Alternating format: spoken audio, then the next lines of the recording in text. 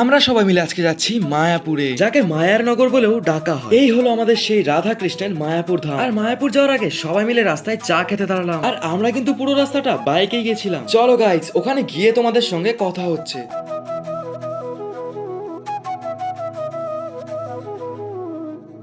বাইরে থেকে দর্শনের পর আমরা যাই ভিতরের দিকে। কিছুটা দূর যেতেই দেখলাম আশ্চর্যতম একটা মন্দির, যেটি ছিল খুবই সুন্দর।